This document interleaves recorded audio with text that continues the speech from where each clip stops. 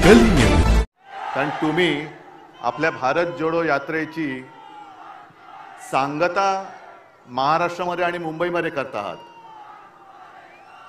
आणि जसं आता पवार साहेब म्हणाले, हीच ती मुंबई आहे ज्या मुंबईतून महात्मा गांधीजींनी 42 साली इंग्रजांना चले जाओ सांगितलं होतं। आज जी काही हुकुमशाही दिल्लीमध्ये आपल्याला लोकशाही मारण्यासाठी टपलेली आहे, तिला तडीपार करण्यासाठी आपण शिवाजी पार्क निवडलं, त्याच्याबद्दल मी तुम्हाला खास धन्यवाद देतो।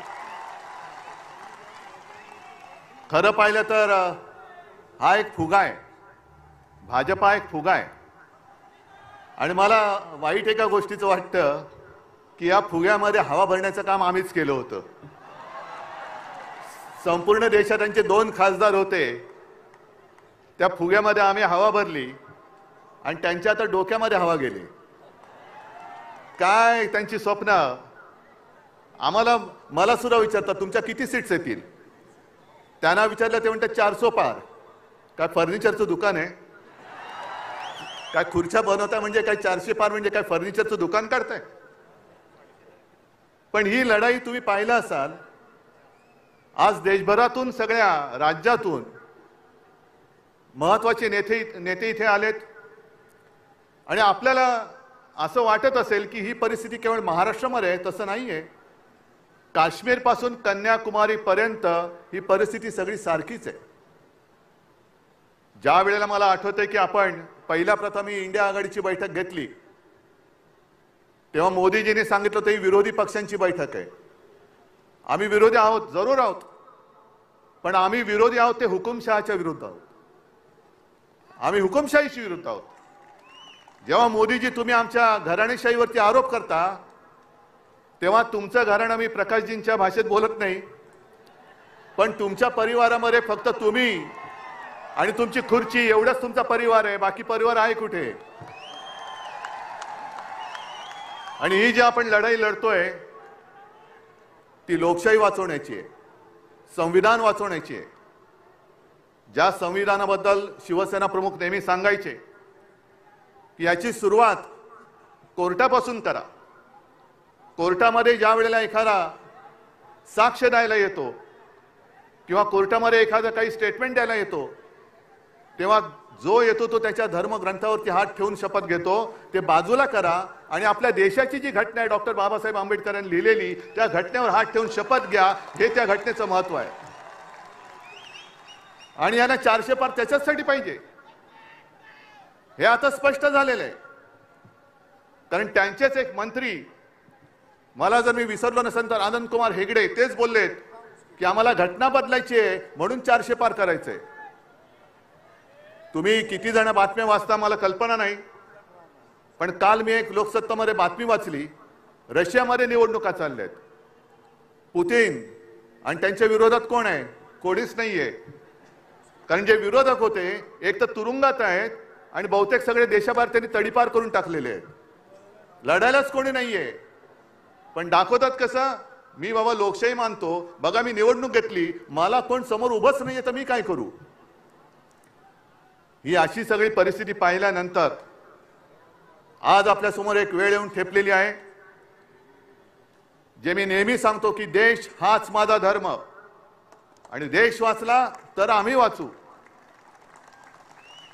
आपली ओळख, व्यक्तीची ओळख ही देश असली पाहिजे, देशाची ओळख ही व्यक्ती होता कामा नये। कोणी किती मोठा असला तरी त्याच्यापेक्षा मोठा माझा देश आहे, माझं भारत सरकार। आणि हे जे आता जाहिरात करतायत मोदी सरकार, म्हणजे तुमच्या डोक्यामध्ये काय माझ्या देशाचं नाव बदलण्याचं स्वप्न आहे? हे माझ्या देशाचं नाव आहे आणि आजपर्यंत आपण अनेक अनुभव घेतले। असं काही वेळेला वाटत होतं की देशासाठी एक मजबूत सरकार पाहिजे, पण आता आपल्याला अनुभवानंतर कळलंय आपलं युतीचं सरकार होतं, अटलजी पंतप्रधान होते, सगळेच त्याच्यामध्ये होते, एनडीए तेव्हा एक छान असं वातावरण होतं, ममता समता जयललिता आपण सगळे एकत्र होतो आणि अटलजीने उत्तम प्रकारे आपलं सरकार चालवलं होतं। त्याही वेळेला देशाची परिस्थिती इंडिया शायनिंग फील गुड असे दिवस होते, मग नरसिंहरावजी आले, त्यांनी चांगलं सरकार चालवलं. मनमोहनजी आले, त्यांनी चांगलं सरकार चालवलं. आणि आता हे जे आलेत, 14 पासून एका पक्षाचं सरकार आहे, 14 नंतर 19, 19 नंतर 24, आणि आता ते सांगतात की विरोधी पक्ष 29 मध्ये अडकलाय. पण मी 2047 ची गोष्ट करतोय. पट्टा घेऊन येत नाही. आणि या देशाच्या जनतेसमोर हुकुमशाही किती मोठा असला तरी ज्या वेळेला सगळे लोक एकवटतात तेव्हा हुकुमशहाचा अंत होतो. आजच वेळ आलेली आहे. आणि हा शिवछत्रपतींचा महाराष्ट्र आहे.